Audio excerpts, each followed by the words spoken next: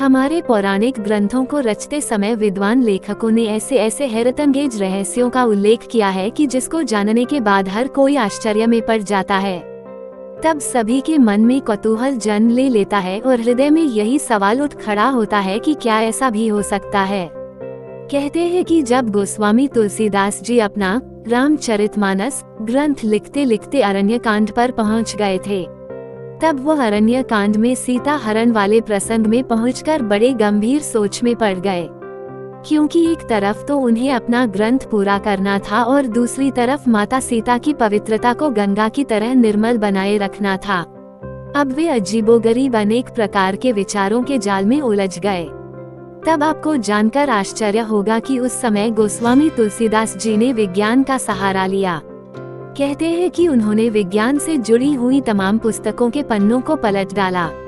मानस मर्मज्ञ काव्यानंदन कहती हैं कि उन्होंने विज्ञान का विस्तार से अध्ययन ही नहीं किया बल्कि एक अनोखा शोध कार्य भी कर डाला।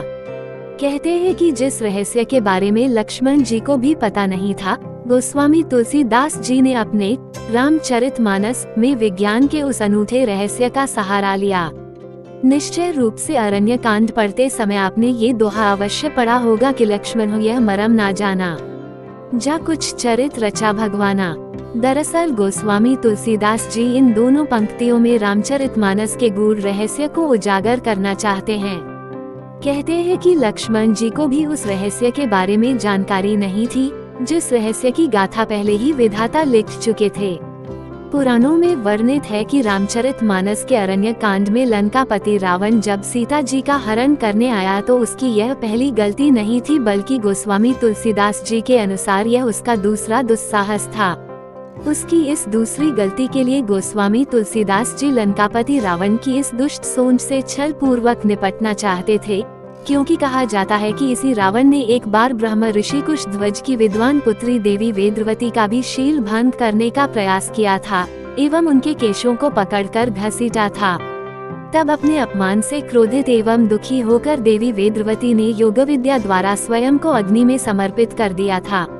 कहते हैं कि स्वयं को अग्नि में समर्पित करते करते वेदवती ने संकल्प ले लिया था कि वह एक न एक दिन इस दुष्ट रावण से उसके इस दुस्साहस का प्रतिशोध अवश्य लेगी। कहते हैं कि अपना मानव जीवन त्याग देने के पश्चात भी वेदवती जीवात्मा के रूप में अग्निदेव की शरण में रही और लंकापति रावण से अपने पति भगवान विष्णु वेदवती ने भगवान विष्णु को पति रूप में पाने के लिए तप किया था एवं वे उन्हें मन ही मन अपना पति मान चुकी थी। द्वारा प्रतिशोध लेने के बाद ही मुक्ति प्राप्त की। लंकापति रावण जिस सीता जी को हरण करके ले गया वे सीता न होकर उनका क्लोन था। गोस्वामी तुलसीदास जी के अनुसार अब वह समय आ चुका था जब रावण के बल को छल पूर्वक निपटा जाए। तब 14 वर्ष के वनवास के दौरान पंचवटी में सीताहरण के पूर्व अग्नि देव से प्रार्थना की गई वह लंकापति रावण को दंड देने के लिए सहायता करें। दरअसल अग्निदेव के पास अभी तक ब्रह्म ऋषि कुशध्वज की पुत्री वेदवती की जीवात्मा समाहित थी।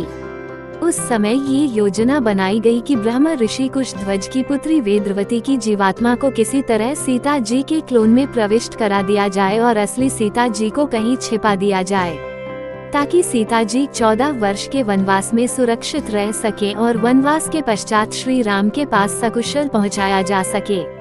कहते हैं कि तब ब्रह्मा जी ने सीता जी की उंगली से कोशिका लेकर सीता जी के सदृश ही एक पुतला तैयार कर दिया और योजना के अनुसार वेदवती की जीवात्मा को सीता जी के पुतले में प्रविष्ट करा दिया गया।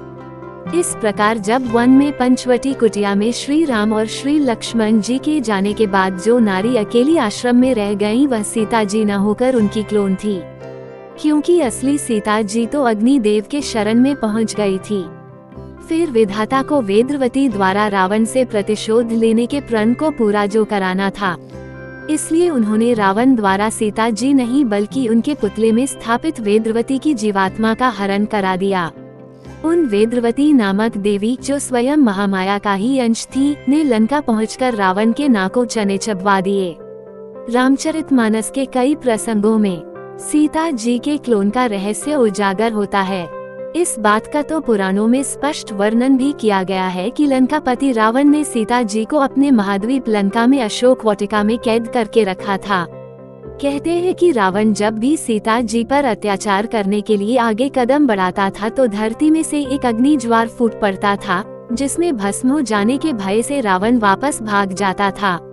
सीता जी के आसपास अग्नि का पहरा होने का एक कारण ये भी बताया जाता है कि सीता जी के क्लोन में रहने वाली देवी वेदवती की जीवात्मा के साथ सदैव अग्निदेव रहते थे, क्योंकि ब्रह्म ऋषि की पुत्री वेदवती मृत्यु के पश्चात जीवात्मा रूप में उन्हीं अग्निदेव में समाहित थी। कहते हैं कि एक बार दुष्ट रावण ने सीता जी को मार डालने का प्रयास किया, लेकिन उसी समय सीता जी के काया के अंदर उपस्थित विद्वान देवी वेदवती ने एक अमोघ महामंत्र पढ़कर दुष्ट रावण की तरफ फेंका, जिसके कारण वह घास के तिनके के समान छिटककर दूर जा गिरा। रामचरितमानस में कई बार ऐसा प्रसंग आया कि जब सीता जी पवन सुत हनुमान जी अथवा लक्ष्मण जी के साथ लंका से वापस श्री राम जी के पास वापस आ सकती थीं, लेकिन उन्होंने ऐसा नहीं किया, क्योंकि उस समय वेदवती की जीवात्मा एक निश्चित समय के लिए सीता जी की परछाई में विलीन थी। यदि वो उस समय के पूर्व वापस श्री राम जी के पास आ भी जाती तो भी देवी वेदवती सीता जी के शरीर से न निकल पाती। फिर देवी वेदवती को अपने प्रतिशोध स्वरूप रावण का वध जो करवाना था, रावण का समूल नाश ही उनके प्रतिशोध का मुख्य उद्देश्य था। इसलिए जब तक लंका का सर्वनाश न हो जाए तब तक वो वापस श्री राम के पास कैसे जा सकती थी। देवी वेदवती में तमाम वेदों का ज्ञान व शक्ति थी। वह चाहती तो स्वयं भी रावण का संहार कर सकती थी, क्योंकि लंकापति रावण द्वारा वेदवती को अपमानित किए जाने के बाद से ही वो प्रतिशोध की अग्नि में तप रही थी। लेकिन इस बारे में अग्निदेव जी ने देवी वेदवती से प्रार्थना की थी कि लंका पहुंचकर वह ऐसा कोई कार्य न करे कि जिससे सीता जी की परछाई का भेद खुल जाए। फिर देवी वेदवती भी भगवान श्री राम के कर कमलों के द्वारा ही रावण को उसके कुकर्मों का प्रतिफल दिलाना चाहती थी। कदाचित विधाता ने ऐसा ही रच रखा था और देवी वेदवती यह बात जानती थी। इसलिए तमाम शक्तियों से परिपूर्ण होने के बावजूद देवी वेदवती ने लंका में अपनी सीमितता बनाए रखी और रावण को मारे जाने तक मूक दर्शक बनी रही।